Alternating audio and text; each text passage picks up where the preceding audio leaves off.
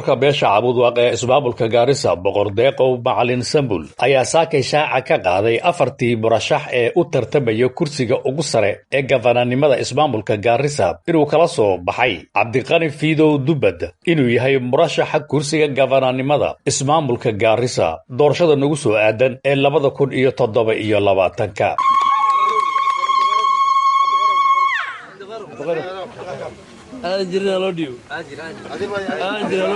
oo cawda qabaad taagneed gambarka gafana oo geedka keentay codsi application baa ka yaalay saaka boqorka cawda Deeqow Macalin Sambul saaka wuu noo yeeray afartan nin wuxuu ku dhawaaqay Cabdiqani Fiidow Dubad inuu 5 sano soo socota hoggaanka uu u hayo beesha cawda annagana waan ka aqbalnay wuu mahadsan yahay cawda waa cawda afarta wiilba midkii la soo qaada diyaar baan u ahay maanta wuxuu ku dhawaaqay Cabdiqani Dubad Fiidow waan ku mahadsan yahay cawdaaq waxaan ka codsanay beeshweyneeda cawdaaq waxaan ka codsanay inay nagu raacaan haddii ma aragtaaya ayagii la dhehe hara oo Cabdiqani baa la siiya gambarkii la yidhi inay taransuulaan oo isku taransuullo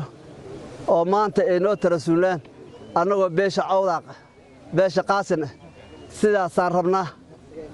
wassalaamu calaykum waraxmatullaahi wabarakaatuh oo geedka keentay codsi application baa ka yaalay saaka boqorka cawda Deeqow Macalin Sambul saaka wuu noo yeeray afartan nin wuxuu ku dhawaaqay Cabdiqani Fiidow Dubad inuu 5 sano soo socota hoggaanka uu u hayo beesha cawda maxaan mahad u celinhaynaa maanta oo halkan iskugu imaanay boqorkeena Deeqow oo maanta ku dhawaaqay kandideedkii aan wadanay Cabdiqani Dubad Fiidow inuu noo noqdo hoggaanka cawda 2027 governor insha Allah annagana waan ka aqbalnay wuu mahadsan yahay cawda waa cawda afarta wiilba midkii la soo qaada diyaar baan u ahay maanta wuxuu ku dhawaaqay Cabdiqani Dubad Fiidow waan ku mahadsan yahay cawdaaq waxaan ka codsanay beeshweyneeda cawdaaq waxaan ka codsanay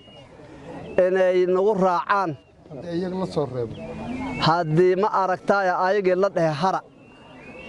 oo Cabdiqani baa la siiya gambarkii la yidhi inay taransuulaan meeshan aan iskugu imaanay maanta guriga Abba Deeqow aad baan ugu faraxsanahay arrintii uu maanta soo qaaday oo wiilka walaalkeena Cabdiqani Dubad Fiidow uu ku soo qaaday inuu gafananimada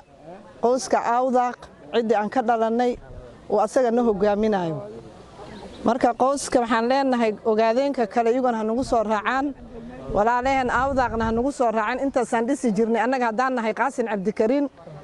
60 sanaan soo dhisi jirnay marka maanta kursigan hadii annaga duqa aabeen Deeqow uu nagu soo qaaday uu maanta ku soo dhawaaqay waxaan leenahay walaaloshinow walaalehen baan nahay baatihiin marka inaad garab nagu siisiin aadna soo raacdeen oo kursiga nagu dhistiin baan rabnaa maanta maxaan kaloo mahad u celinayaa intii maanta meeshan iskugu imaatay oo u soo halgantay in Cabdiqani Dubad Fiidow aan governor ka dhigano midda kale oo aan ku daraayo maxaan fariin u dirayaa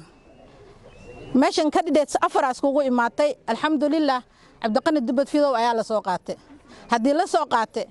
inta taagneed maxaan ka codsanaynaa inay garab siiso ay garabna siiso wiilkaas sidii aan 2027 insha Allah aan kursiga u soo galinayn oo dadweynaha Gaaris ku nool oo dhan oo uga faa'iido lahaa maxaa yeelay maxaan ogsoonnahay Cabdiqani Fiidow inuu nin professional u yahay wax u tari doono waxqabadkiisana la arki doono insha Allah biidnillaahi kariim insha Allah haduu Ilaahay yiraahdo 2027 marka walaalaheena waad mahadsantiin maanta aan iskugu imaanay waxaan u maleeynaa waxa meeshan fadhiyo maanta waa Qaasin Cabdikariin in badanna way jirtay oo hadda naga soo daaheen oo rabeen inay imaadaan marka laakiin anaga macnaha matalayna marka waad ku mahadsantiin salaamu calaykum waraxmatullaahi wabarakaatu maanta afar wiil baa istaagtay afartii waqti ay soo socoto waa la ogahay odayaal baa loo dhiibay si walba ahayd duqi hadduu soo magacaaga cabdiqani waa wiil cawdaq qaasin ma laha qaasin wuu u dhashay laakiin waa wiil cawdaq waxaan leeyahay cawdaqow ilka waxaa la yidhi wadajir bay wax ku gooyaan midnimada way fiican tahay haddii la kala dhaqaaqa waxaa la yidhi labada cidlada saaxata nin walba dhinaciisa waa cidlo si kastaba ha ahaatee magaalada Gaarisa ayaa haatana si toos ah uga bilaabatay tartanka kuraasta kala duwan ee ololaha doorashada guud ee sanada 2027